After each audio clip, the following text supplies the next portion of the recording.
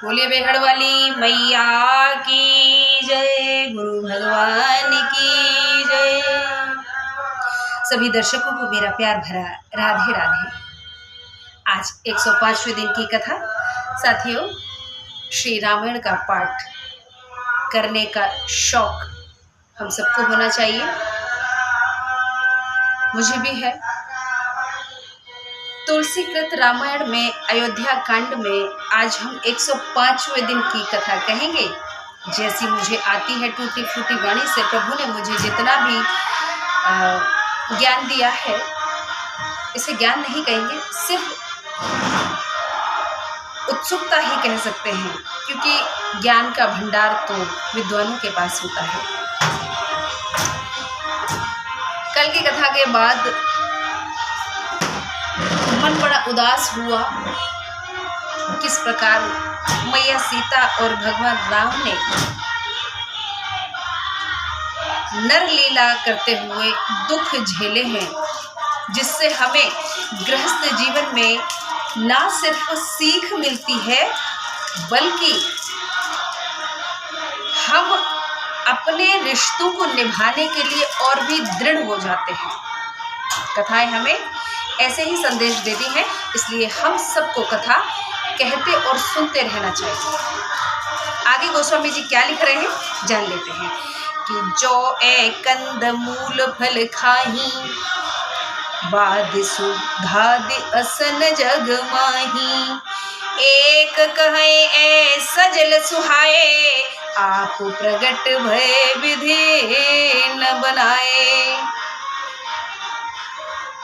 ये उस समय की घटना है जब प्रभु श्री राम वन में विचरण कर रहे हैं। जो ये कंदमूल फल खाते हैं तो जगत में अमृत आदि भोजन व्यर्थ है। कोई कहने लगे कि यह स्वभाव से ही सुहावने हैं, ये अपने आप प्रकट हुए हैं, इन्हें ब्रह्मा ने नहीं बनाया है।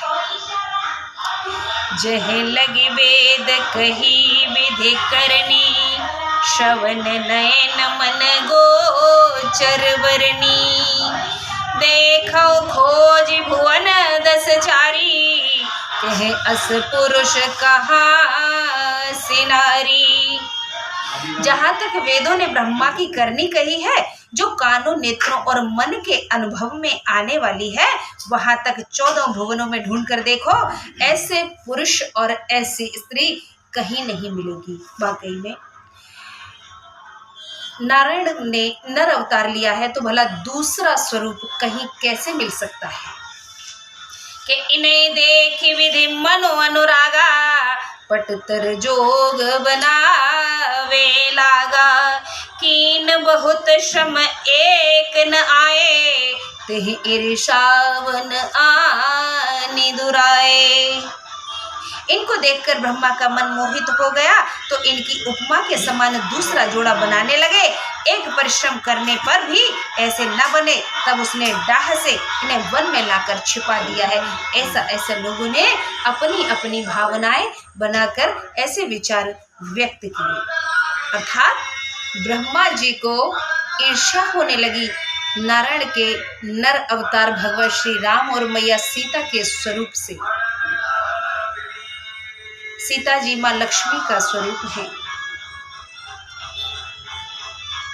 जब ब्रह्मा जी ने इनकी उपमा स्वरूप दूसरा कोई स्वरूप ना बना पाए, तो इन्हें ईर्ष्यावश वन में भेज दिया। ऐसा लोगों का कहना है, ऐसी दूसरों की भावनाएं हैं, जबकि ऐसा कुछ भी नहीं।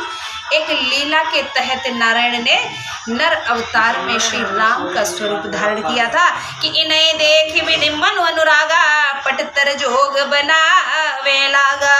कीन बहुत श्रम एक न आए, तेहि ईर्षावन आनि दुराए। एक कहे हम बहुत न जाने, आप ही परम धन्य करिमा नहीं। ते पुण्य पुण्य पुंज हम लेखे, जे देखे देखी जिन देखे। कोई कहने लगे कि हम वहाँ नहीं जानते। क्या हम बहुत तो नहीं जानते, पर अपने को परम धन्य मानते हैं। हमारी समझ से वे बड़े पुण्यवान हैं, जो इनको देखते हैं, देखेंगे और देख चुके हैं। साथियों, भगवान श्री राम हो या श्री कृष्ण का स्वरूप हो, महादेव जी का स्वरूप हो, किसी भी देव का स्वरूप हमारे लिए सौभाग्यशाली होता है। और गोस्वामी जी स्वयं लिख रहे हैं कि जो इन्हें देख लेते हैं वो धन्य हो जाते हैं। कि एहि विधि कही कई वचन प्रिय, ले नयन भर नीर, किमि चली है मार्ग अगम, सुठ सुकुमार शरीर। इस भांति प्रिय वचन कहकर वे आंखों में आंसू भर लाए और बोले कि यह सुंदर कोमल अंग वाले राजकुमार कठिन रास्ते में भला कैसे चलेंगे। आज उन नर नारियों को सृष्टि के रचैया पर तरस आ रहा है जो स्वयं नर लीला के तहत वन में विचरण कर रहे हैं। कि नारे स्नेह विकल वस होही, चकई सांझ समय जन सोही। मृदु पद कमल कठिन मनु जानी, गहवरी हृदय कहे बरवानी। स्त्रियां स्नेहवश व्याकुल हो गई हैं, जैसे संध्या के समय चकवी हो जाती है। चरण कमलों को कोमल और रास्ते को कठिन जानकर गदगद हृदय से मधुर वाणी से कहने लगी हैं नारियां के परसत मृदुल चरण रुनारे, सकुचति महिज में हृदय हमारे। जो जगदीश इनय वनुदीना, कसन सु मन मय मार्ग कीना। इनके कोमल और लाल चरणों को छूने से पृथ्वी पर इस प्रकार सकुचाती है जैसे हमारे हृदय सकुचाते हैं। जो जगदीश्वर ने इनको वन दिया तो रास्ता फूलों का क्यों नहीं बना दिया। आज मैया लक्ष्मी पर आम महिलाएं तरस खा रही हैं। ऐसा कोमल हृदय हर नारी का होना चाहिए जो दूसरी नारी को कष्ट में देख करके खुद उसके कष्ट का अनुभव कर सके, ना कि उससे ईर्ष्या करे। आज की महिलाएं खूबसूरती देख करके ईर्ष्या करती हैं, उसके सुख और वैभव को देख करके ईर्ष्या करती हैं, उसके दाम्पत्य सुख को देख करके ईर्ष्या करती हैं। पति अगर खूबसूरत है दूसरी औरत का तो भी जलन होती है। यही वजह है आज महिलाओं के कष्ट की, कुछ एक महिलाओं के कष्ट की कहेंगे, हर एक की, लेकिन ज़्यादातर घर घर में ऐसी ही स्थिति सामने देखने को मिल रही है। हमें सीख लेनी चाहिए कथाओं से कि हमें एक दूसरी स्त्री का सम्मान करना चाहिए, उसकी भावनाओं का आदर करना चाहिए और दूसरे के दुख में भागीदार न बन सके तो उसका मजाक ना बनाए।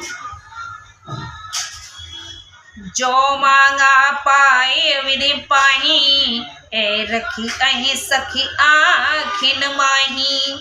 जे नर नारी न अवसर आए, तिन सिय राम उन देखन पाए। जो ब्रह्मा से मांगा हुआ पावे तो इनको अपनी आंखों में ही रखे। जो नर नारी इस अवसर पर नहीं आ सके उन्होंने श्री राम जी को नहीं देखा। वो बड़े दुर्भाग्य वाले हैं जिन्होंने राम जी का दर्शन नहीं कर पाया। कि सुन स्वरूप बूझे अकुलाई, अब लगी गए कहाँ लगी भाई। समरत धाय बिलो कई जाई, प्रमुदित फिर ही जन्म फल पाई।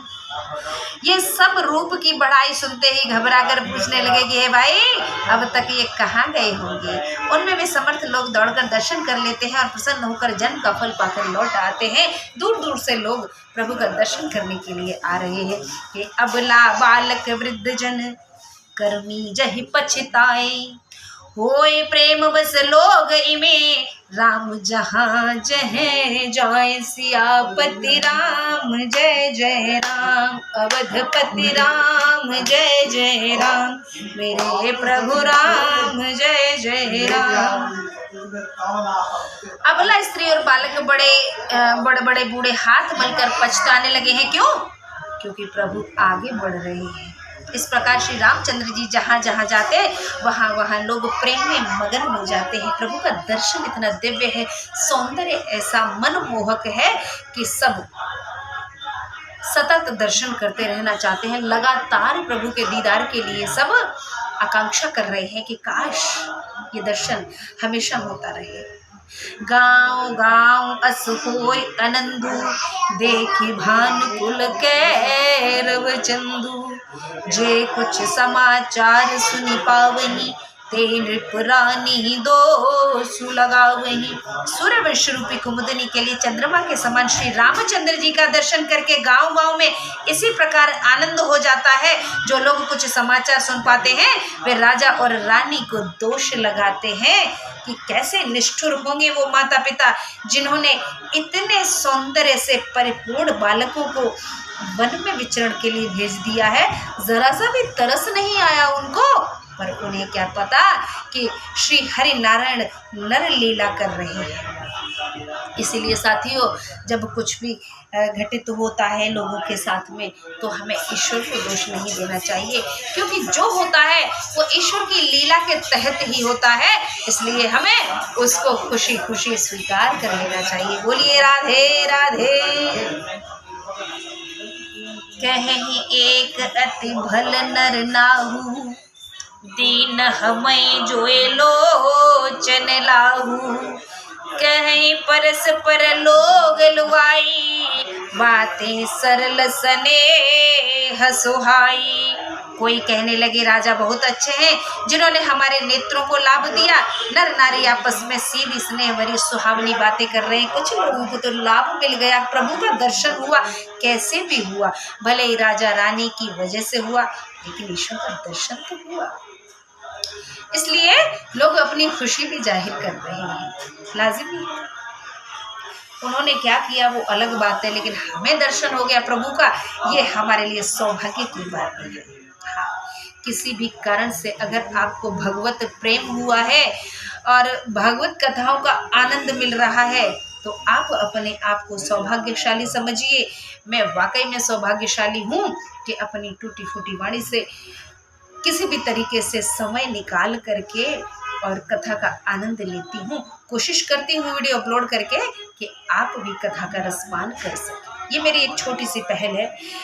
पहल मेरे खुद के लिए है, लेकिन अगर किसी एक व्यक्ति ने भी कथा का आनंद लिया तो मैं अपने आप को सौभाग्यशाली समझती हूँ। हाँ, के सुख पायो विरंचिरति, के सुख पायो विरंचिरचिते ही, जेहि के सब भांति स्नेही।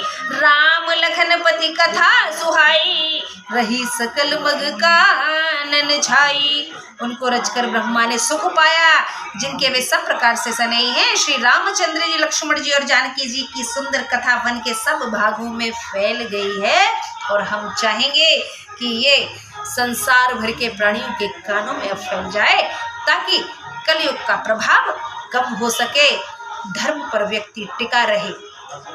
कि एहि विधि रघुकुल कमल रवि, मगलोगन सुख देत। जाहि चले देखत विपिन, सिय सौमित्र समेत। इस प्रकार रघुवंश रूपी कमल को खिलाने वाले सूर्य श्री रामचंद्र जी रास्ते में लोगों को सुख देते और वन देखते हुए सीता और सुमित्रानंद लक्ष्मण जी सहित चले जा रहे हैं। तीनों लोग साथ साथ जा रहे हैं कि आगे राम लखन बने पाछे, तापस वेश विराजत काछे। उभय बीच सिय सोहत कैसे, ब्रह्म जीव विच माया जैसे। आगे रामचंद्र जी और पीछे लक्ष्मण जी तपस्वी का वेश बनाए हुए शोभायमान हैं। दोनों के बीच में सीता जी कैसी शोभा दे रही हैं, जैसे ब्रह्म और जीव के बीच माया सुशोभित हो रही है। बहुरी कहूँ छवि जस मन बसई, जनु मधु मदन मध्य रते लसई। उपमा बहुरी कहो जिय जोही, जनु बुध विधु विचरो हिन सोही। मैं उस छवि को कहता हूँ जैसी मेरे मन में बसी है, मानो बसंत और कामदेव के बीच रति शोभित हो। मन में खोज करके उपमा कहता हूँ मानो बुध व चंद्रमा के मध्य रोहिणी शोभित हो। ऐसा गोस्वामी जी का सोचना है कि जैसे राम और लक्ष्मण के बीच में मैया सीता चल रही हैं, सुशोभित हो रही हैं, कैसे बुध और चंद्रमा के बीच में रोहिणी। ऐसा गोस्वामी जी का सोचना है, उन्होंने मन में विचार किया है। वैसे प्रभु की उपमा किसी अन्य से नहीं की जा सकती है। ऐसा तो सिर्फ अनन्य कवि, आध्यात्म कवि, कवियों में शिरोमणि श्री गोस्वामी जी कर सकते हैं। हमें इतना ज्ञान कहाँ। आगे की कथा कल करेंगे। और आज के लिए सिर्फ इतना सा संदेश कि प्रभु चरणों में हम सबका अगर चिंतन बना रहे, ध्यान बना रहे, तो कल्याण अवश्य हो जाएगा। इसे शुभ विचार के साथ श्रद्धा यादव को अनुमति दीजिए। कल फिर आपसे भेंट होगी। तब तक के लिए नमस्कार, राधे राधे, जय सिया राम।